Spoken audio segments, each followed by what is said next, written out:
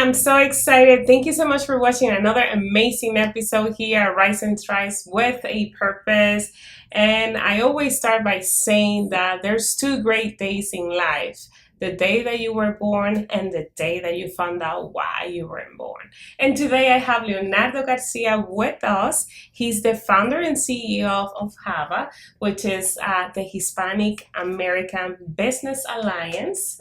He's also the founder of Multicultural. If you can tell us a little bit about that Multicultural Association Center. Yeah, Association Center. And there's so many things to say about you, Leonardo. But if you could please introduce yourself and tell us a little bit about your background. Well, thank you for the opportunity. Let me tell you that I always like to have the opportunity to talk about what I do, where I came from, and also inspire others to do things. Yeah. I was born and grew up in the Dominican Republic, and over there, before I moved to the U.S., to the United States, I am the co-founder of an English Language Institute, which this year celebrates 40 years. Wow, 40 years. Yeah, and what we do, we teach English as a second language. That's wonderful. And we have graduated over 10,000 students. Impressive. And they're all over the world today, and thanks to having learned English.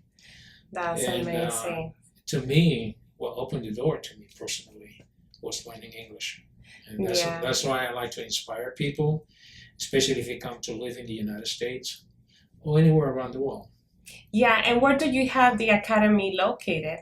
In Santiago, which is the second largest city of the Dominican Republic. Yes. And we have about 100 teachers teaching English.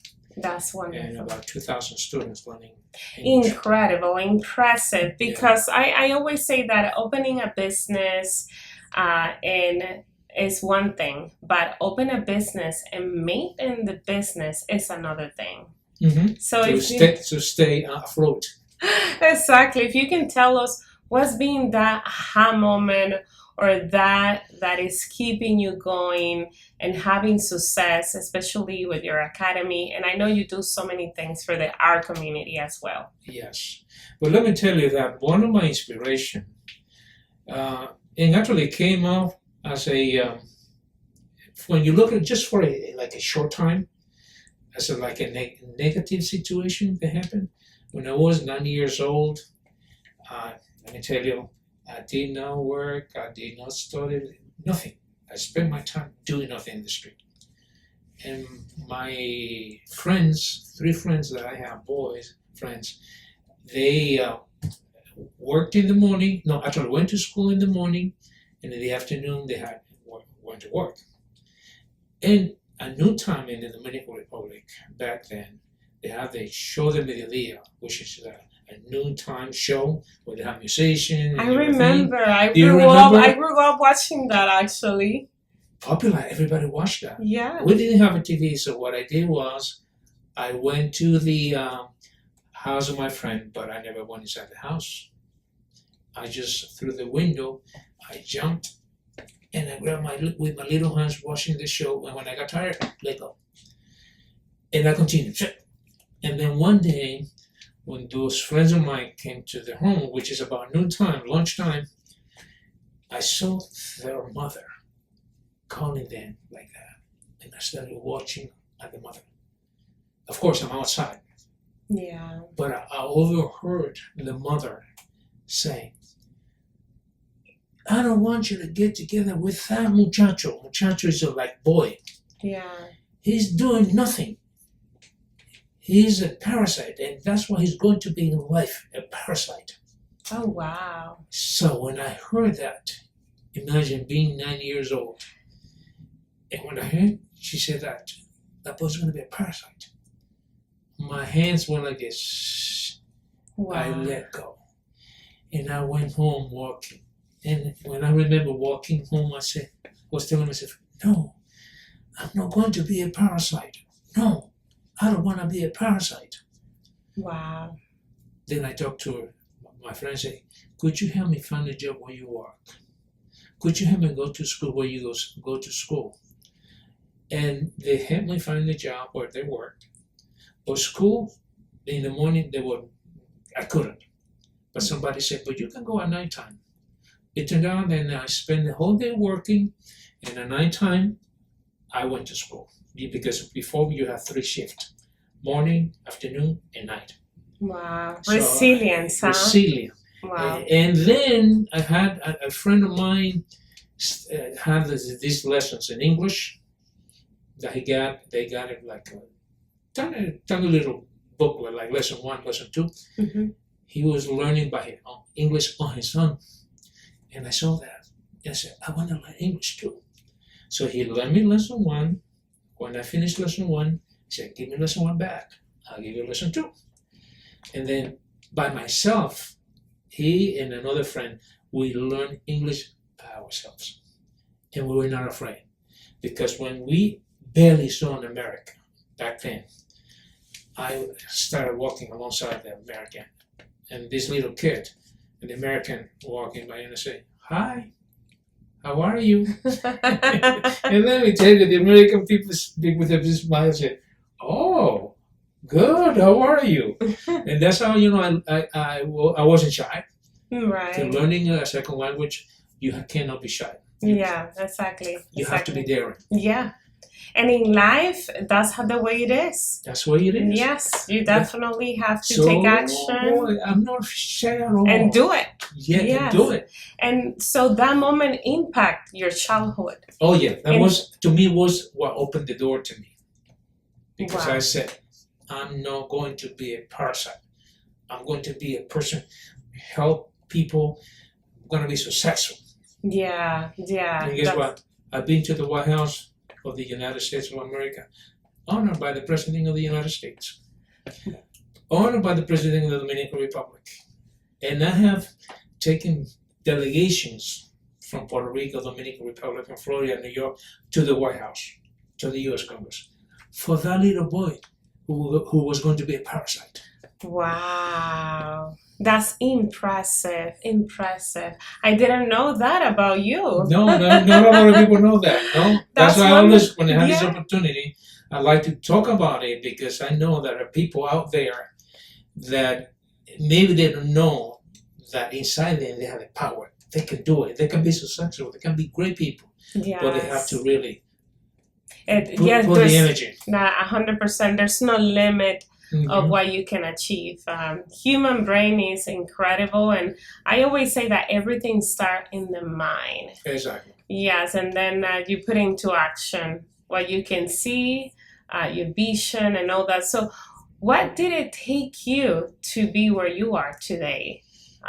What can you share with us? Yeah, well, when I moved to the United States, I married an American woman from Minnesota, state of Minnesota. She was in the Peace Corps in the Dominican Republic. And the Peace Corps, a lot of people don't know about Peace Corps. Peace Corps are volunteers from the United States that spent 2 years serving in another country. Okay. So she spent 2 years serving in another country, which the Dominican Republic. That's how we met. And then, just briefly, when I wanted to apply for an American visa, I watched the consul told me no 8 times. 8 times no. Yeah. And today he's a U.S. citizen. I'm a U.S. citizen. And so when I started to know her, I already had my language school. And I wanted to come to improve my English in the United States. Right. In Delaware, University of Delaware. Yes. So I got my visa to come as a student. I flew to University of Delaware for 2 months, and then I went back. Right. When I went back, then she wanted me to meet her family in Minnesota. By that time, she was a year over there, and she had 1 more year to spend. Okay. So when we went together to apply for the visa, remember, I had already now my first visa, student visa, and I returned. So when we went and said, She's American. She's part of the U.S. government. So the consul said, so you applying for him to get to meet your family. Are you going to get married over there? And she said, no, I still have 1 year to here in the country. Exactly, to fulfill her service. The service. Yes. And she said, I already know his family. I want him to meet my family before we get married. Yeah. I think it's important. Yeah. Guess what? Spend about 20, 30 minutes. Finish. Okay, I'll give you the visa. Guess what? At that time, you went in the morning to apply for this. In the afternoon, you went to pick up your passport with the visa. We went to celebrate. Yeah. At one of the fancy restaurants in San Domingo. When we went back to get the passport with the visa, 2 lines. One, that the decision was overturned, and the visa, those who got the visa. And I just say as a joking, I think my passport is on that line. So how do you know? He said, well, because of my experience with the embassy. Yeah, 8 times, right? Yeah. Guess what? My passport was there. Was there? Wow. The power of the law of attraction. Oh, yeah. So he said, no, I decided that I think you're going to get married. He put a little note. I think you're going to get married over there. I decided to change my mind. Wow. Incredible. Because she was a U.S. government employee, official. Yes, yeah. She could go into the building. I couldn't. Yeah. So she went into the building. She said, you wait for me here. Because she's a fighter. Yeah. She went into the office and she said, I'm looking for so-and-so. Okay. So who are you? So I'm so-and-so with a Peace Corps. Right. Oh, okay. They went to get him. When he came to see her, well, she told me the story. Right. Like he got pale because he knew what he had done. Yeah. So when he came and talked to her, he said to her, well, I decided I'm not going to give you the visa because he's going to stay there. I see. And she said, with all due respect, yeah, he was there. He just came back. He would spend 2 months studying English over there. That's right. If what you say is true, he wouldn't have returned to the Dominican Republic. Yeah. He would have stayed there. Right. And it clicked. Yeah, exactly. And it clicked. Yeah. So he said, okay, I will give you the visa. He said, but I don't trust you now. She told him, I don't trust your words. So, here's my business card. Ask him to come with their business card and with the 2 airline tickets. Oh. Hers and mine. Yeah. I went. Yeah. No, awesome. So, so fast forward. I went another day. Yeah. And I showed the 2 tickets, and you know what he told me? Yeah. So. He told me in my face. Yeah. This time you're going to get the visa, but I know you're going to stay there. Yeah. And did you get married? Over there in the Dominican Republic. You got married in Dominican Republic. Yes. And I can make a movie out of this American consulate because we came to the United States and then we went back. At that time, you could petition being in the country and you could get the green card. For example, she could petition for me while living in the country. Right. She did a petition. Yeah. And the visa time for the green card. Yeah. Came just around the time her time for service was ending. And when we went for the interview for the green card. Yeah. Residency. Yeah. Guess who the person was? It was him? The same person. Wow, incredible. And when we came to the booth, we looked at each other and said, the same guy. Guess what? He said, I was looking at the picture. You look so familiar. Oh my God. And then she said, of course. Yeah. How can I forget you, yeah, right? I said, well, we've been telling you from the very beginning. Yeah. And what happened?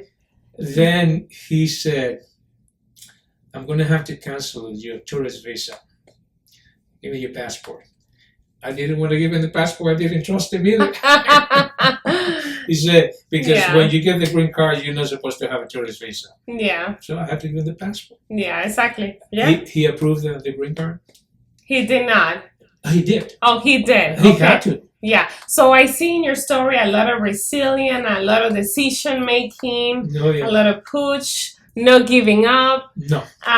And now looking at today as a CEO, business owner, founder of English Academy Yeah. for over 40 years. What is one sentence or you can use in several words that can define your success? Yeah, well, the in the community, what I do a lot of volunteer work. Yes, I'm aware of Because, that. He's very well known yeah, in the Southwest Florida. I know that you did it amazing. yeah. So the founder of the backpack event, which this year celebrate 25 years. 25 years donating backpacks. It goes around for 50,000 kids needed to. 50,000 kids. Wow. And then with that, I'm the chairman of the board of Amigos Center, which serve the immigrant community with paperwork.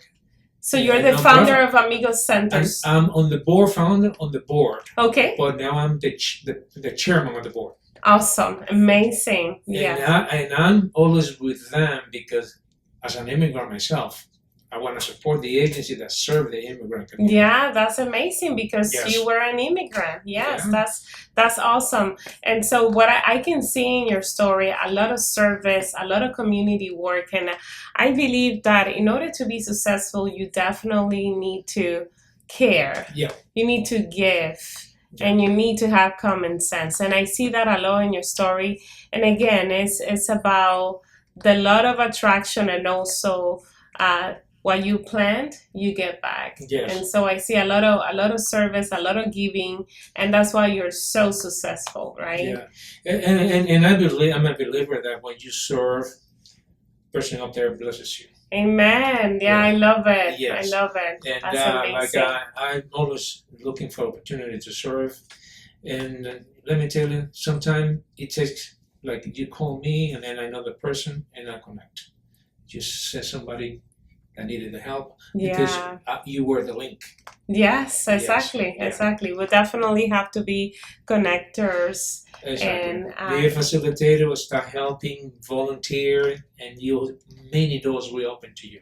Yeah. So many doors will open to you. 100%. So we see a lot of community work, a lot of giving, a lot of supporting each other, and so it's incredible story about yours. And now, what can you tell to that youth and a group of people that are trying to start a new project? What can you tell them? What type of advice? How can they start? Yeah, they can start, and like you have to have the belief and never give up, because there will be obstacle but the obstacle you just have to see as an opportunity. I tell everyone that every negative situation has a positive side, but you have to learn. It takes some practice. To look for that positive side, and when you see the positive side, you say, wow, then you thank the negativity for bringing you that opportunity. And that's what I do. I practice. All Love it. negative situation, I start looking for the positive side of that. I love it. And that helps you mentally, physically, and also it helps you to help others. That's That's my amazing. advice. And always be kind. Never get angry. Be positive. Say good, beautiful words. Try to build, not destroy. I love it. Yeah. I'm a builder, so I don't like to destroy. So, 100%. 100%. Yes. And that's the way to be, by building each other, helping each other, collaborating each other. That's amazing. And another thing is that what is one thing in your life that had impact your life in a positive way? Like, what is one thing that you say, well, this was my aha moment that actually took me from here to here, to a higher level? What is that one episode, even obstacle? Because sometimes when you obstacle, so I look at obstacle as a push to go to the next level, because I believe that human brain works in an incredible way. And it is functioning. It creates like an alarm sense, like, okay, I have, because we've been created to survive. And what is that moment that you can share with us that is your aha moment, and that moment that you go like, well, this is what takes me from here to here? Well, that moment, and there are many. There are many moments. What is the most impactful one? well, I think that experience with the embassy, like all the people were saying, I'm giving up. But learning English and be persistent and show that you're honest, that what you mean is not what the person thinks. Yeah. You have to be persistent. And that moment taught me that never give up. I love it. No. I love it. Never give up. Be persistency, resilience. A lot of resilience. No. Anytime I know people that have been turned out 2 or 3 times, say, I'm never going back there. And when I say 8 times, and then had I been say no. So that's amazing. And to close, I know the backpacks also, if you can provide information where people can donate, because that event is definitely, I would say it's like the Southwest Florida event, because it's very well known, and the name is Big Backpack, right? Big Backpack event. Yeah. And a lot of official elective, a lot of people get involved in this event, because one thing about you is that I know that you're very well known, very respectful, and people believe in you and your vision, and that's really amazing. So if you can provide additional information for anyone watching that would like to donate backpacks now, that is in summertime and almost school season pretty soon. In the next 2 months. If people want to volunteer, the event is on Sunday, July 28th. The skating rink downtown. It's an event that people drive to get the school supplies. It's not like before where they went to an event. They drive through, and we count how many children. We provide the backpacks, and we tell you which colors you like.